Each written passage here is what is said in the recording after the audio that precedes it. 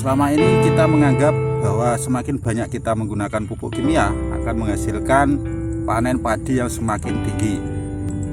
Anggapan tersebut harus segera kita hilangkan, karena justru dengan penggunaan pupuk kimia yang terlalu banyak akan mempengaruhi ketahanan tanaman tersebut dalam menghadapi hama dan penyakit tanaman.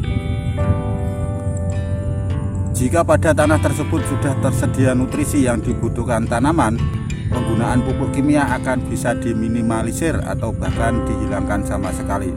Bagaimana cara pengelolaan lahan yang baik untuk menghasilkan panen padi yang optimal? Tonton video kali ini sampai selesai.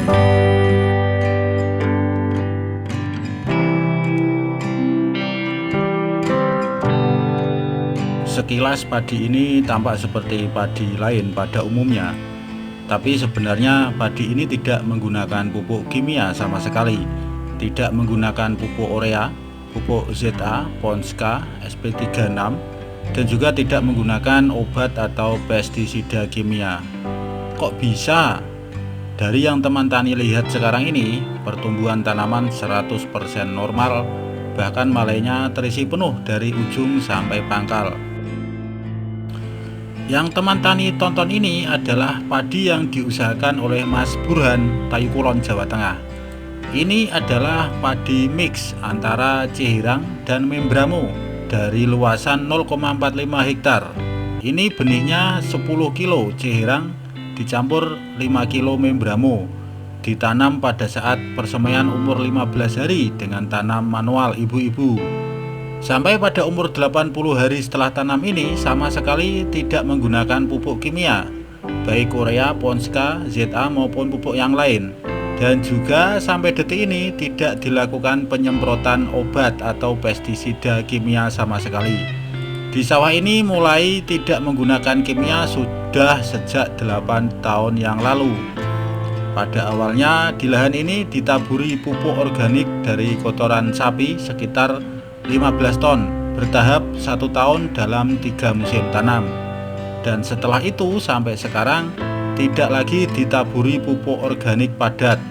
Bahkan pada saat video ini diambil, musim ini sudah tidak ditambah lagi pupuk organik padat dari kotoran hewan. Pupuk organik pada dasarnya memperbaiki struktur tanah dan mengembalikan kesuburan tanah.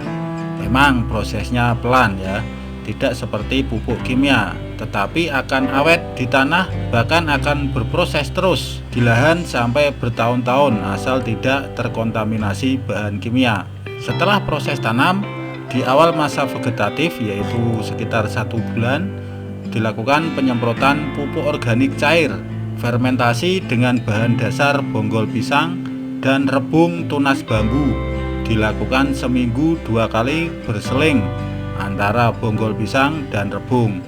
Ini asli ya, tidak settingan, karena hasil beras dari padi ini nantinya akan dijual sebagai beras sehat tanpa aplikasi pupuk maupun obat kimia.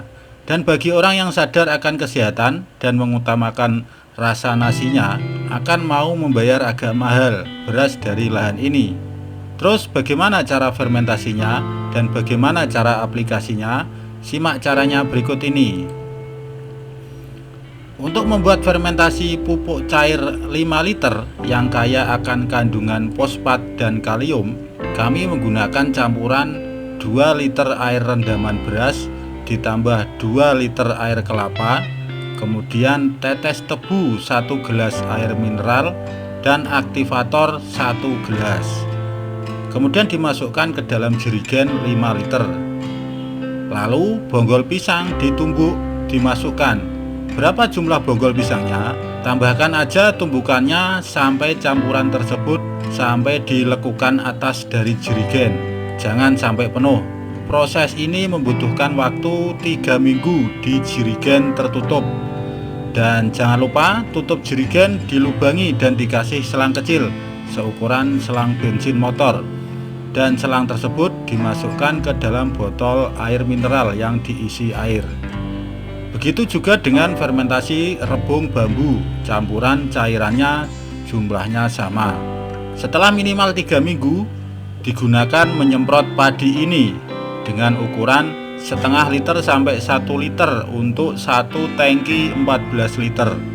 Dilakukan 1 minggu 2 kali, diseling antara POC bonggol pisang dan POC rebung bambu. Pupuk organik cair ini sebagai sumber fosfat dan kalium yang kalau di pupuk kimia itu terkandung pada pupuk Ponska. Sebenarnya ini sangat mudah ya, tinggal kitanya mau apa tidak. Penggunaan pupuk organik ini bisa mengurangi atau bahkan menghindari penggunaan pupuk kimia.